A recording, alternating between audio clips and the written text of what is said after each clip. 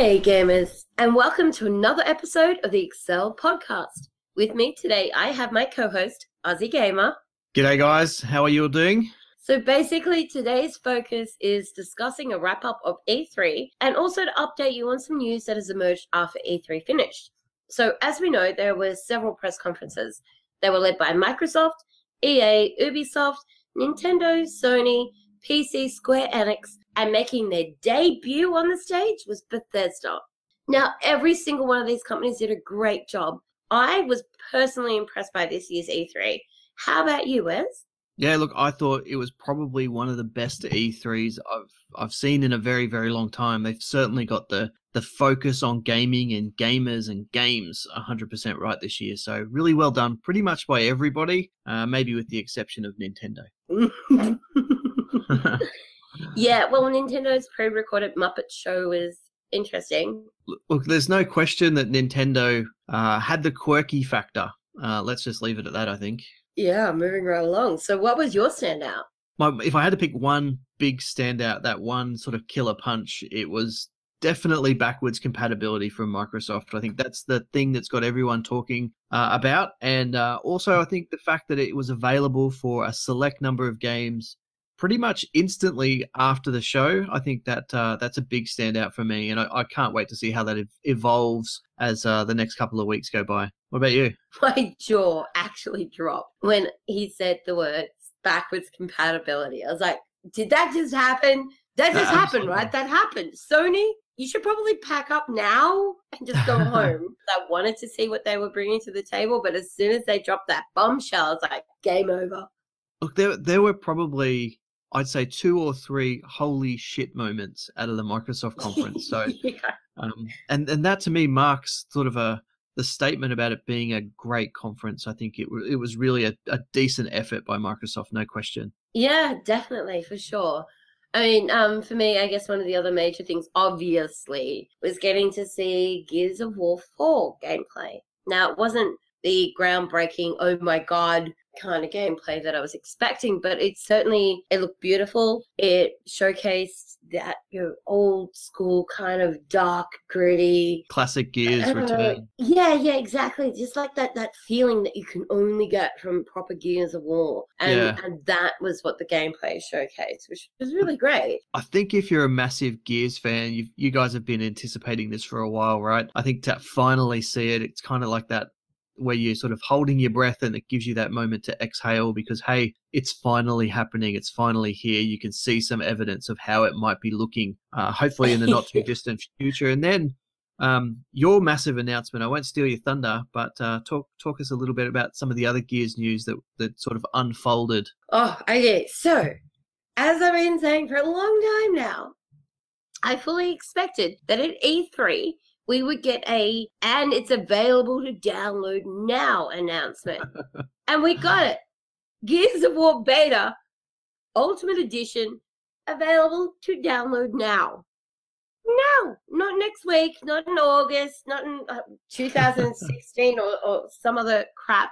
Like right now, as soon as E3 is over, go to your console, check for a message, get your code, download the beta, and play it now. Absolutely. Awesome. Now, I think it's actually not too late to register for that. So if you haven't registered, I think it's gearsofwar.com allows you to still register for that beta. So I know it doesn't have long to run, but it's absolutely worth it. The game looks stunning. Running at 1080p, 60 frames per second, it looks magnificent.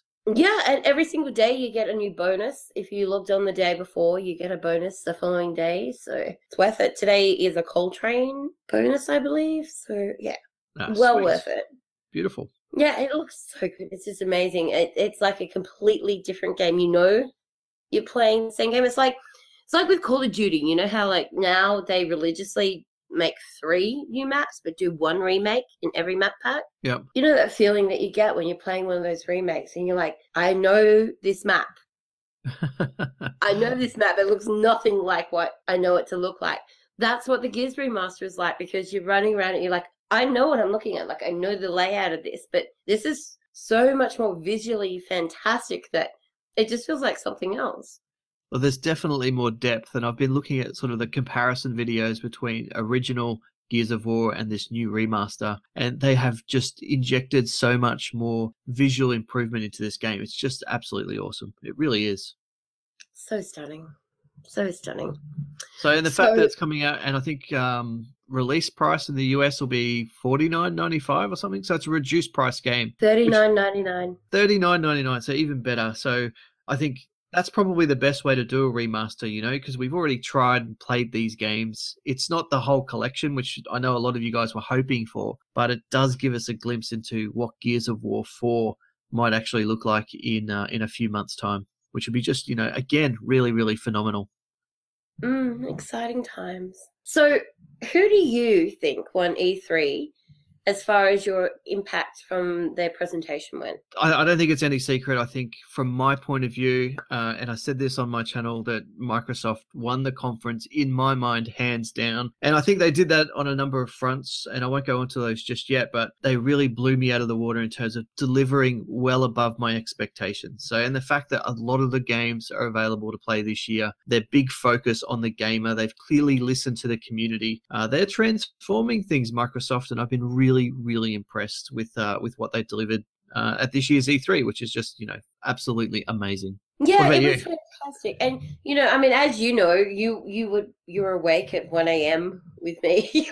Absolutely crazy. Look, if you're in America, listening to this podcast, it's phenomenal. Like, we were seriously awake at 1 a.m. in the morning, waiting for those announcements, which are happening on the other side of the planet. Just, you know, it's crazy, but that's E3, you know, the excitement and energy and enthusiasm for it. It's not just an American thing or a UK thing. It's, you know, everywhere around the world, people love gaming, and especially down here in Australia, we absolutely love it. Oh, yeah. I mean, I worked 15, 17-hour days starting from 1 a.m., 2 a.m. throughout the entirety of E3, just so I could ensure I didn't miss a minute of it. It was... Yeah. I think I went almost 48 hours straight and then literally collapsed. You're the only person I know that I can't say to me, don't even tell me how long you were awake. Like, I don't even know.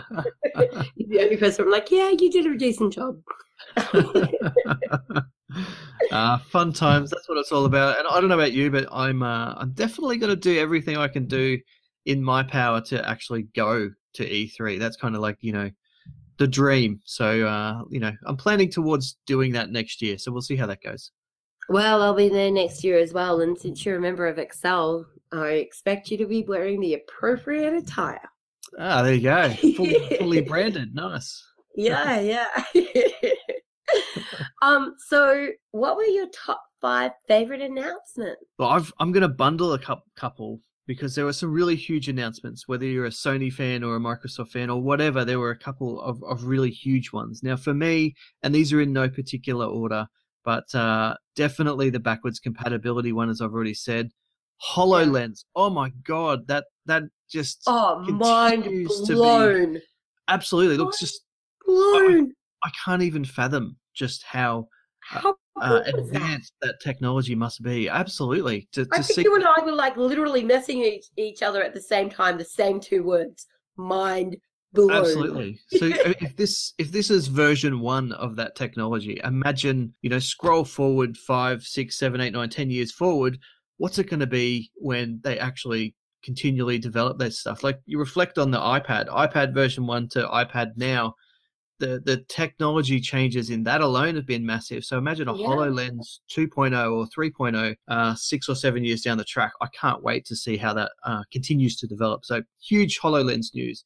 And I haven't even talked gaming, like games yet. So, you know, the big game announcement, I'm going to bundle 2 together here. So Recall from Microsoft and Horizon Zero Dawn. I think 2 new IPs that came out of left field from Microsoft and Sony that no one had ever heard of, no one had even sort of hinted at or had been rumored to.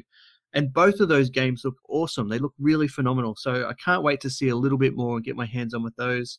The fact that Rare is back, like the real Rare, not the Kinect version of Rare, but the real Rare is back making games that Rare, absolutely, making games that people want to see from Rare. So I think that is an awesome announcement.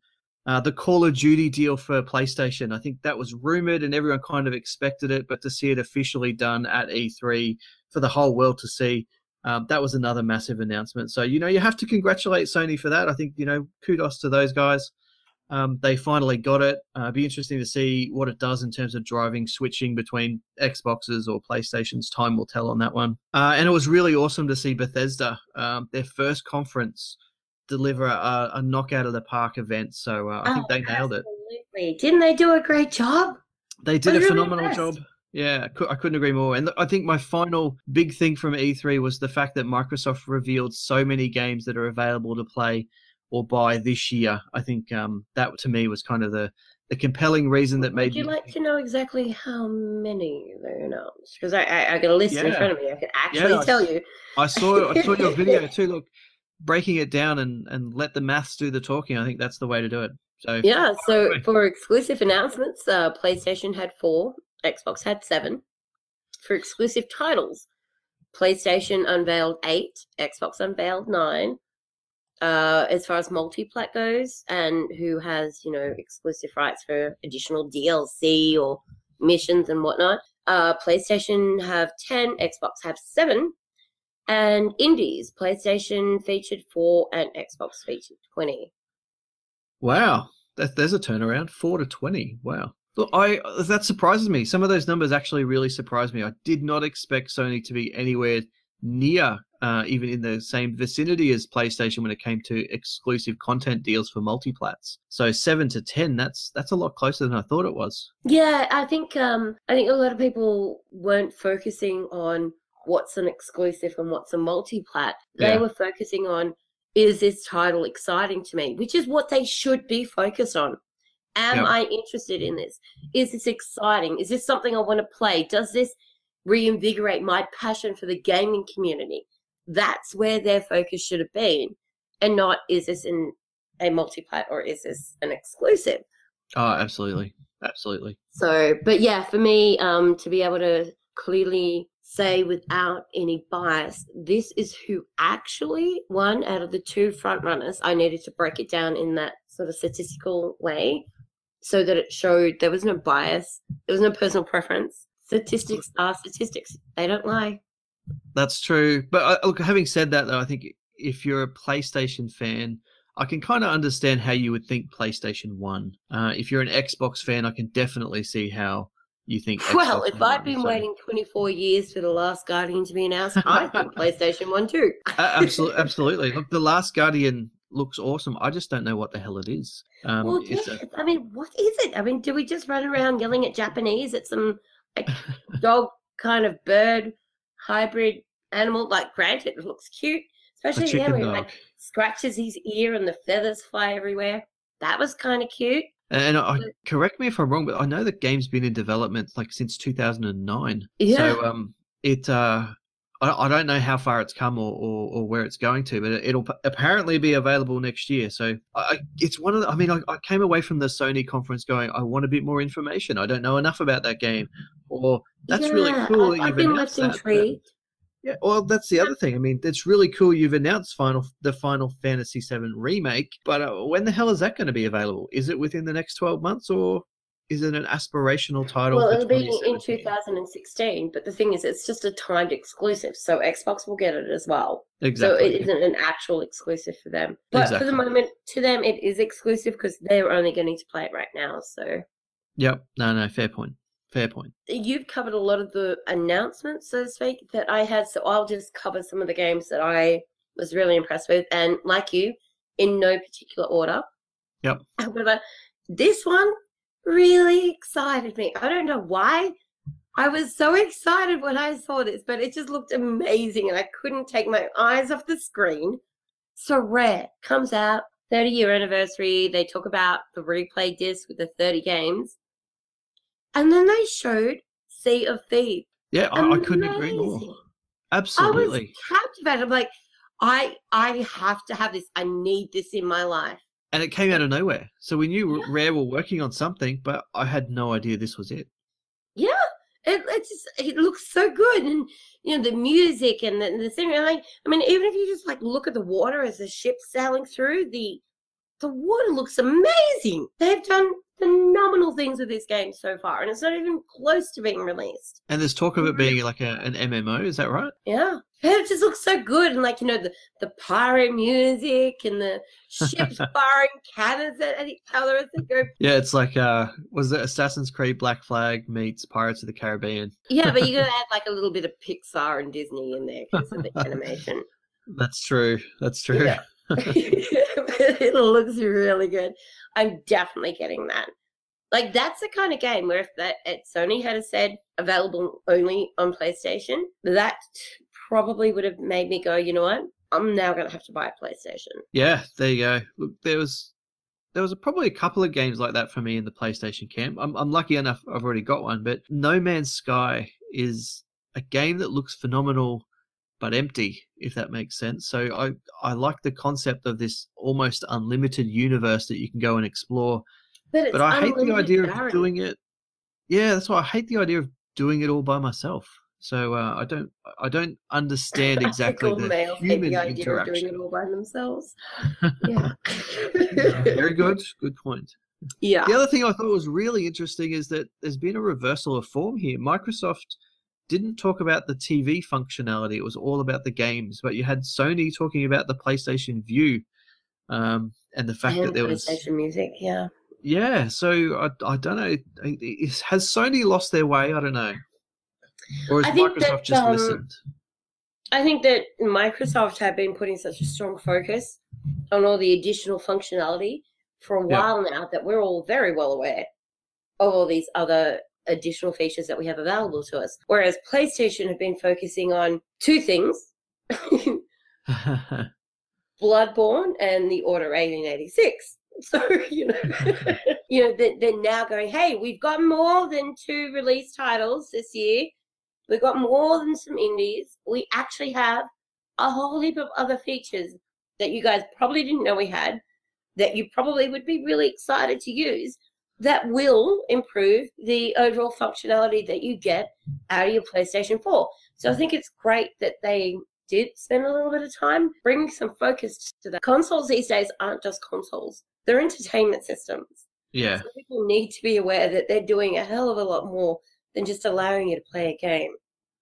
Well, and I think at least we know Sony was definitely telling the truth when Andrew House came out and said that the lineup for the balance of this year is pretty sparse. Looking at that lineup that they've presented, there's not a hell of a lot that's going to hit the shelves this year. I think No Man's Sky might hit. I know we got the Destiny expansion or DLC, that's but just an expansion to an existing game. It's like, hey, we're announcing DLC. Woohoo!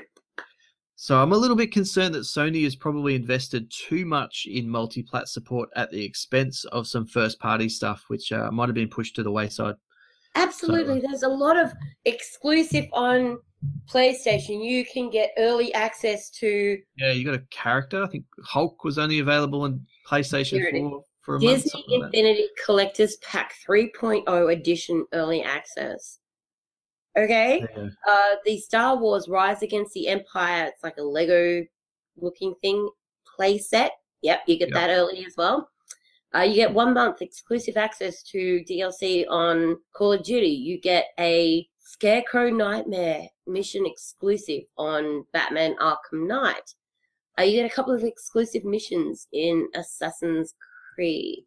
Beta access and 6 unique contracts on Hitman. Like, they've sunk a lot of money into all of these exclusive little extra add-ons to games. Yeah, which is great. I mean, they want to give their gamers this feeling like they're getting something extra on everything they do. Like even Star Wars Battlefront, there's some exclusive content there. Everything that you do on PlayStation, you're getting something extra and earlier than Xbox. But the thing is that while you're getting this early access to like DLC and shit, Xbox is over there playing like new IPs. It's just too short-sighted from my point of view. Like, yes, that's great if you're a PlayStation gamer now, but what happens when Microsoft swings around and does something similar with another IP? Then you end up missing out. So ultimately, I think these third-party deals with bonus content, that's playable bonus content, is a bad deal for gamers in general in the long run. So I don't mind the whole, you get a free customized skin for your gun or whatever, but when it's when it's actually part of the game that's being excluded from a part of the gaming community, because that's what we are. I mean, whether you're a PlayStation fanboy or an Xbox, whatever, you're missing out. And that's what really gives me the craps. Absolutely. I mean, we don't play these games so that we can get in-game exclusive towels and friggin' pillowcases, you know? Yeah. Hey, do you have a game of the show? Like, if there was one game you go, that's my game of the show, what would it be? Well, I would have, but I'm only 1 into my 5. Ah, well, there you go. Keep going. Keep going. Kind of went on a tangent. So obviously on that list has to be Gears of War. Oh, I had no doubt. Earlier about, how excited I was about download your beta now. Like you, I also have Horizon Zero Dawn. Yes. Like, that was one where I watched the announcement for that and I was like, it took me a moment. I had to wait until it was finished and really sort of absorb what I just watched. I'm like, do I think that this concept is just friggin' ridiculous? Or do I think this is going to be awesome? Yes. And a couple of minutes later, I'm like, you know what? It is going to be awesome. And the only thing that didn't make sense to me about that game was shooting arrows at something made out of metal. It's just, yeah. Because of the type of arrows that you have, and yes, I'm sure the electric components, which shorts out the dinosaurs, and then you harvest them for precious metals. I am such a geek. I walked right into this game. It was like a lot of fun. It does look awesome, and to see, I guess, another strong female lead character as well. That's Alloy, a good thing for gaming. Okay, Alloy, I didn't know that. Which is very fitting because, she's talking, these dinosaurs are made out of metal. You got to harvest them for alloys. It's a strong female name, Alloy.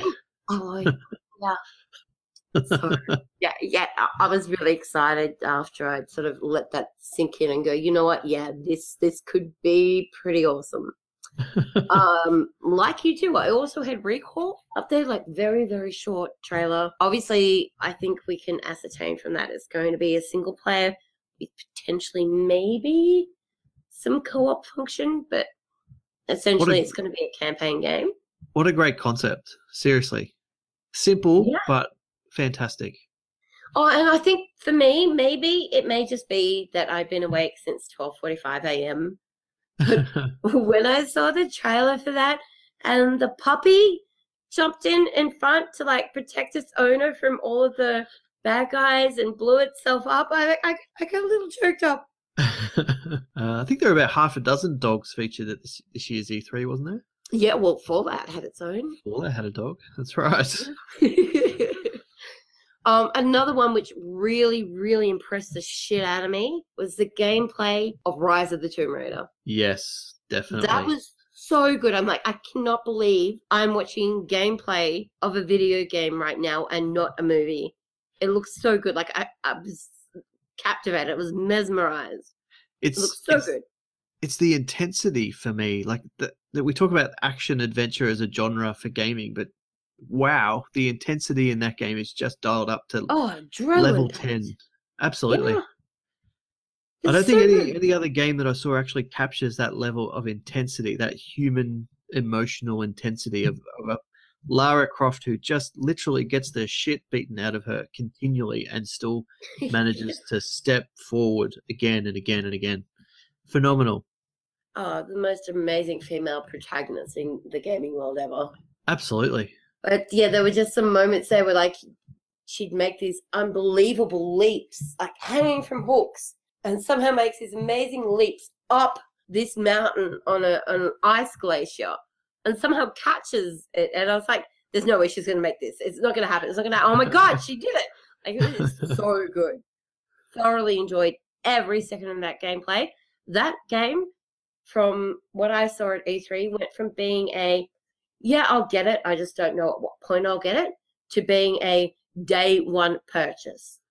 Absolutely. I could not agree more. Definitely a day one purchase for me too. The other thing I want to highlight about Tomb Raider is that the developers must be absolute masochists, because from what I understand, they literally tear Lara Croft apart when she dies. So, the way she dies, if you do happen to die as Lara Croft, which I'm sure you will many, many times, is pretty damn horrific. Getting her throat ripped out by a bear, crushed by massive rocks, all the whole lot. They've really put attention to detail, probably a little bit too much. Oh dear. And then I guess if we're just narrowing it to 5 at the end of that list that is in no particular order, Halo 5. Wow, it looked amazing. Really impressed. I can't wait to kick the shit out of Locke. So you're team Chief? Absolutely, I'm Team Chief. Is there any other team to be on? What I loved about that trailer was, and the actual gameplay. Let's talk about that too, because there was actual gameplay in a lot of these games that were shown by Microsoft. You could clearly tell this is a Halo universe. You know, that purple undertone was there definitely. Yeah. And I love the fact that they innovate. You know, it's not the same Halo it was in the last 2 or 3 iterations of Halo. This is clearly an innovative Halo, which is good to see. Yeah, and you're just gonna have so much more options, and the 4-player co-op, and there's so much more that you're gonna be able to do in this that you have never been able to do before, and you're gonna be able to take your Halo experience to the next level with Halo 5. It's gonna be insane. What about Warzone? The new multiplayer concept. How good does that look? Yeah, I can't wait to get in and play these, I guess, massive scale battles where you play, I think is it red versus blue plus AI thrown in there? Just, you know, the scale of those things are going to be, I think, epic, really epic. Oh, and while we're on the subject matter of things that are going to be epic, Forza 6, 24 multiplayer. 24 multiplayer. Yeah, day-night cycle. One race. And of course, rain. They've got rain and puddles. 3D puddles, nonetheless. 3D puddles. I heard that they actually went and rescanned the tracks in the wet. So they had a dry version and a wet version of these tracks so they could get the modeling of the puddles 100% accurately right. Yeah. Yeah, that's the level these guys are at to bring just a game with perfect fidelity to the real life version. It's amazing. It really is. Yeah, it most certainly is. Now, I think that we probably covered like the most important aspects from E3, and the only thing that we didn't mention, and I'm not going to go too much into it because I was really disappointed at the way Sony presented this, was the Kickstarter for Shenmue 3. Yeah, look, that was definitely my cringeworthy moment of the whole conference. The fact that it's almost like it felt like we're busking or begging for some degree of charity to get something funded because we weren't, as Sony, prepared to do it ourselves. Yeah, which they turn around the next day and go, oh, but hang on, we're funding it. Yeah. But why didn't you say that at E3? Like, I'm sorry, Sony, I don't understand. 1 minute you're kickstarting, the next minute you're funding. Are we, like, I don't know, maybe trying to capitalize on media right now? It definitely felt just cringeworthy, which was really disappointing. Really, really disappointing, I've got to say. Yeah, Kickstarter E3, I mean, OMFG. From a multi-million-dollar company. Yeah.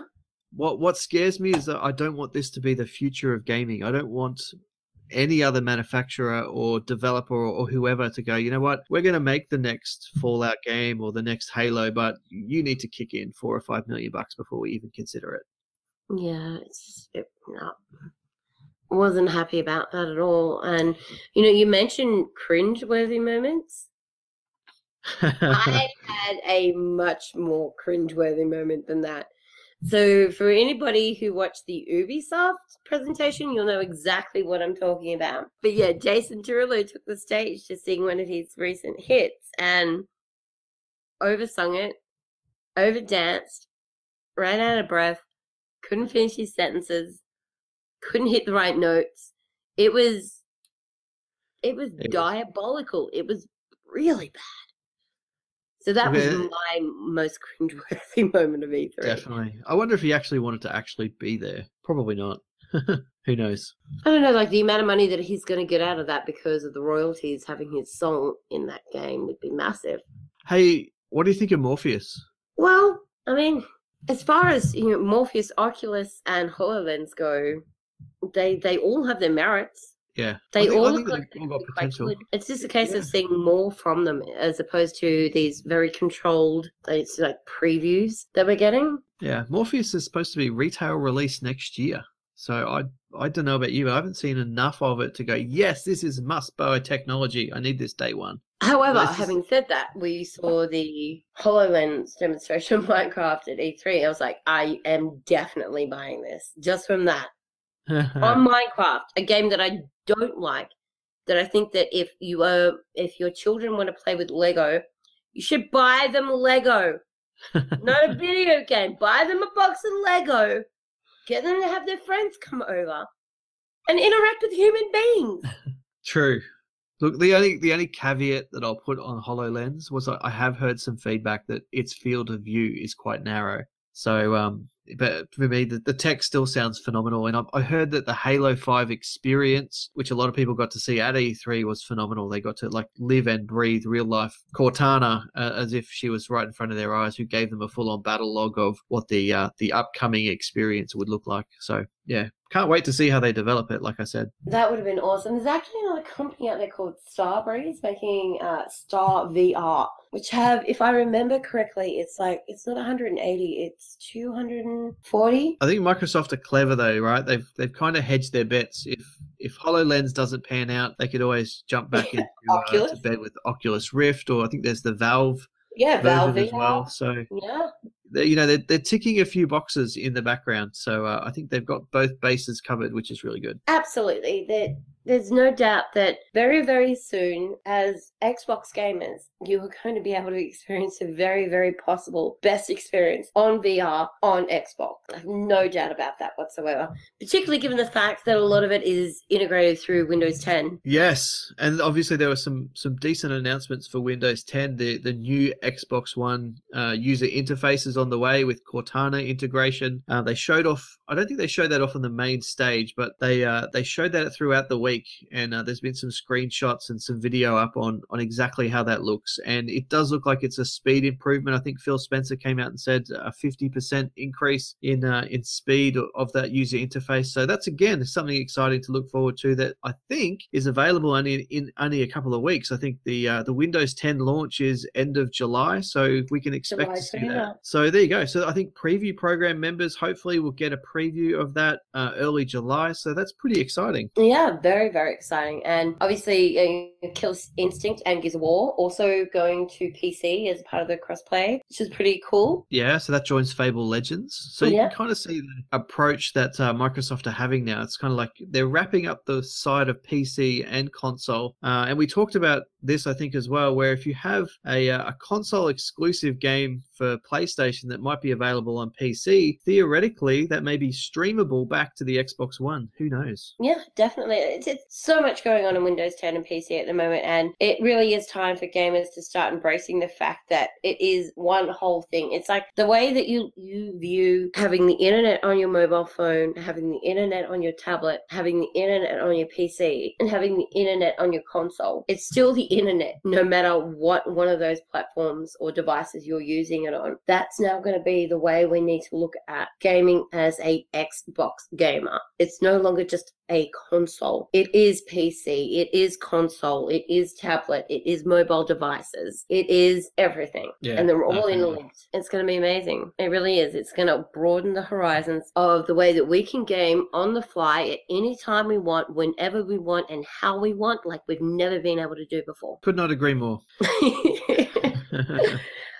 So look, let's move on from E3 and into, did you hear that Activision are thinking about remastering the Modern Warfare series and potentially Black Ops? Look, I didn't actually didn't hear about it until you mentioned it, because I thought, given the frequency at which they update their titles to new and better versions, like I think it's every 11 or 12 months, now that they've got 3 developers on board, I didn't think they'd even consider it. So I was actually surprised to hear that Activision, a poor struggling company like Activision, would consider remasters. Oh no, that's Shenmue, sorry. Well, I think they have an amazing back catalogue of awesome Call of Duty titles that I think would probably benefit from this generation's power to come back to life. So look, that'd be amazing. Be interesting to see who got exclusive content, given that that's games have gone past. So we'll see what happens there. But apparently that's all that matters, that exclusivity.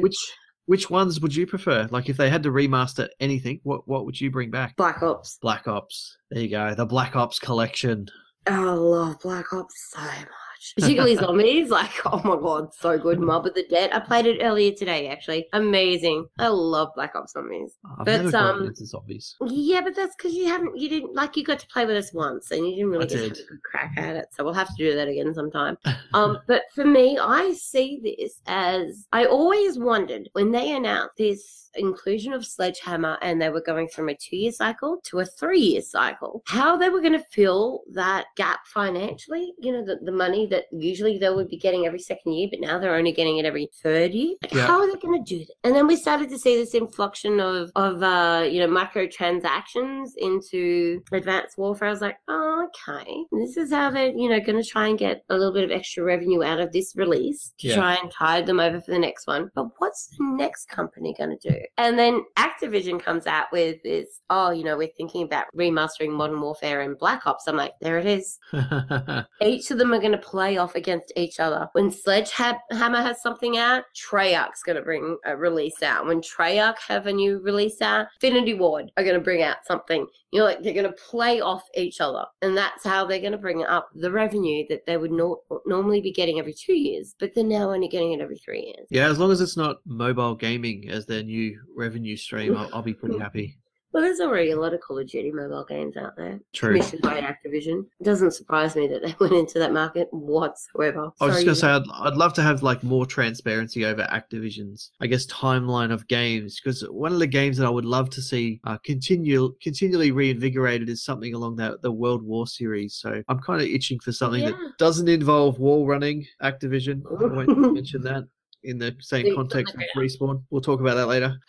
But, getting back to the grassroots that made Call of Duty phenomenal, I think I'd love to see just reinvigorate World War II or World War I. I think that'd be awesome. Absolutely. Now, look, the other amazing piece of news that came out this week, and when I say amazing, it's not because it's great, it's because it was a shock. The Batmobile edition cancelled right before release. What is up with that? Yeah, I can see a lot of people being really devastated about this one. I'm devastated about that. I have 8 Batmobiles and these little glass showcases here. I wanted to add that to my collection. I didn't pre-order it, but what disappoints me about this announcement is we're talking the confirmation that it's being cancelled happening only 3 or 4 days from the actual launch day. Surely if there were problems, they would have known about this a week, 2, 3 weeks ago. That's probably what makes it really, really disappointing. Oh, yeah, and all they have to say for themselves is due to unforeseen circumstances. What unforeseen circumstances? Did, plastic cease to exist? Did your warehouse burn down? What happened? Did the sculptor disappear or quit? Unforeseen circumstances. How do you not tailor for this? How do you not have a plan B? Agree. I mean, at least be a little bit more Plan B, and now I don't have a Batmobile. And there's obviously a lot of controversy around the new Batman game as well, because you've got a lot of different scores coming out from the mainstream media, which is very, very questionable. Everything from 9.5, 10 out of 10, right down to 6 and 7. So I'm actually a little bit confused. People that rated the indie bread as good as Bloodborne? Probably. Yeah. Okay. Well, let's not listen to them. Can't wait for bread. It should be awesome. Oh, well, that's one thing I was disappointed about E3 is that we didn't get the I'm lactose intolerant butter DLC, but anyway. It's coming. So the other major thing that's happened this week, which was pretty funny, is the hashtag Xbox All We Right. Yes. It's basically a whole bunch of people on Xbox getting very, very, very cranky about having to potentially wait 1 month. And I say potentially because they only have to do it if they insist on staying on Xbox. 1 month for their DLC in Call of Duty Black Ops 3. It has... it almost broke the internet. It was everywhere. Everybody had a say on this. Xbox All We Ride. Do you think that is necessary, Wes? Honestly, I don't. To me, who will be picking the game up on Xbox and not PlayStation, I feel that it's honestly one of the biggest dummy spats, the biggest temper tantrums that I think I've ever seen in the history of the internet. I think...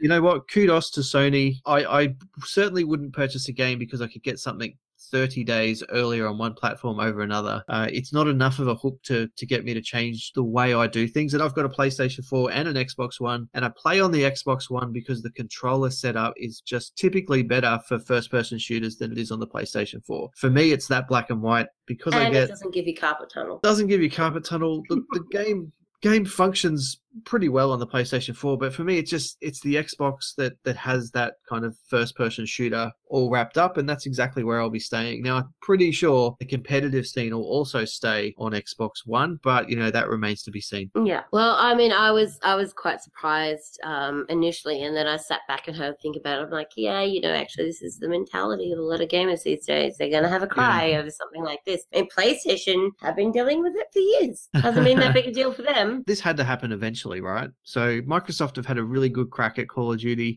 Well done to Microsoft for that longevity. It's good to see that they're taking those investments that they were spending in multiplats and investing in first-party IPs and developing new games and new innovation. I think that's really cool. But I think they've run their course. So I'm you know, I don't mind Sony having a crack at it. Let's see what Sony can do. Let's see if they can bring anything to life out of it. But you know, what goes around comes around. It's their turn. That's fine. Absolutely. And look, as I said, as somebody who plays Call of Duty on Xbox, who before E3 said, I don't think we should have exclusive rights to this. I don't think it's fair. I don't think Sony should be penalized by 1 month. And if they insist on doing this, Sony should not have to pay the exact same amount of money that I pay for something and then be penalized. And now that the tables have turned, I say the exact same thing. Xbox should not have to pay the same amount of money for that game if they're going to be penalized for the month. But my overall opinion on this is that neither of them should be doing this. And I've been saying this for a very long time. PlayStation should never have been penalized by that 1 month. It's just silly. I agree. It should never happen. It shouldn't continue. And, you know, for what it's worth, Activision, like, seriously, pull your head in. You've got that much money coming in. Seriously, enough. Could not agree more. In fact, I would love, and I don't think it'll ever happen, but I would love the ability at some stage in the future to just have open connections where we could play, whether you're on an Xbox or a PlayStation 4 or whatever the case is, the ability to play cross-platform. I think that'd be phenomenal. Well, see, the thing, multi-platform is an enigma in itself because it's not multi-platform, is it, as far as your gaming goes? No, it's that's just true. the game is available on different platforms. Multi-platform should mean that you can play on multi-platforms. Yeah, I would love to have a awesome. crack at, you know, an Xbox team versus the PlayStation team. That sort of stuff, I think, would be phenomenal. Let's talk about how do we bring that to life and not how do we get 30 days of DLC. Oh, that is the ultimate red versus blue right there. Couldn't agree more. Could not agree more. Hey, and speaking of, I guess, another shit fight that's kind of related to Call of Duty is the new Xbox One controller announcement. The very expensive new Xbox One Elite controller has got the scuff guys up in arms. So obviously that's the elite side of Call of Duty gaming, because everyone over who's an elite player, I guess, has a scuff controller or a professional controller. And it's got some of those guys up in arms about, you know, is it good? Is it bad? Who's got the superior controller? Is it Scuff? Is it Microsoft? What's your take on the new controller from Microsoft? Well, look, I haven't had a chance to have a play with one yet. I will soon, but I haven't as yet. But what I can see from it, what I've heard from it, and discussions that I've had with people who do know what the functionality is like, it plays as good, if not better, than your stock standard Scuff controller. And that's because the ability to customize absolutely every aspect of it is available. Yeah. You can have various different D-pads. You can have different size analog sticks. You can change anything. You can make your trigger stops harder, softer. There are so many different things that you can customize on this one controller so it suits literally your individual gameplay style. Unless Scuff pick up their game and change this whole, I've got a paddle underneath and a couple of trigger stops thing. This controller is going to leave them in the dust. Yeah, look, I think what I loved about it is the fact that you can completely customize it. If you want to change it on the fly, you can, thanks to some of that sort of magnetic clipping and sort of preset mapping thing that they've done. So I think it looks cool. The only issue I've got with it is the price. Yeah, it is a bit pricey. I mean, when we think about it, we're looking at a Scuff controller, and I know we discussed this earlier, but now I've thought about it a little bit more. We look at a standard Scuff, and we're probably paying $120 to $150 plus postage to get it to Australia. And then for the new Xbox Elite wireless controller, we're probably looking at about $200 once we do the conversion rate and get it posted to Australia. So now we're looking at potentially, you know, minimum of about $50 difference. But that $50 is where the difference lies in quality, as opposed to just a couple of added little triggers underneath and some trigger stops to all that different customization that we just spoke about. Like, is that worth $50? I'm thinking it probably is. You know what could happen though? One of the things I love is competition. And if Scuf, who essentially have the market all to themselves, have some competition, that might force them to innovate. So we've already seen a newer version of the Scuf controller, which looks pretty cool. It might also put a bit of pressure on Scuf to go, maybe we should drop the price to $99 for a standard Scuf controller. Oh, yeah. And for sure, like a company like Mad Catz is going to jump all over that. And there's a Japanese company called Hori that are making these PS4 modded controllers. They're going to jump all over that too. So that will bring a lot more competition into that field. There you go. Yeah. There you go. All right, well, look, I think that's pretty much everything that we need to cover. I mean, we're both gamers. We love the shit out of our consoles and gaming and the industry in general, so we could probably keep going on for about 4 or 5 hours. But in the interest of those people who actually have to listen to us, that'd be time for us to wrap up. There you go. That was awesome. Thank you, gamers, for listening. Yeah. Can't wait. All right. Can't wait till next year's E3. Oh, I can. I'm still exhausted from this one. No, it's all good. I think I love innovation, and the fact that Microsoft brought innovation, the fact that Sony's innovating with things like Morpheus, I just can't wait to see, as a gamer, how things continue to evolve and just improve. We've come a long way from, Pac-Man. Yeah, and Pong. Yeah. And just think of what the next 10 to 15 years holds. It's mind-blowing to even try and consider it. Absolutely. All right, we're going to sign off now. Thank you to everybody who tuned in, and thank you for joining me today, Wes. Too easy. See you in the next one. Bye, everyone.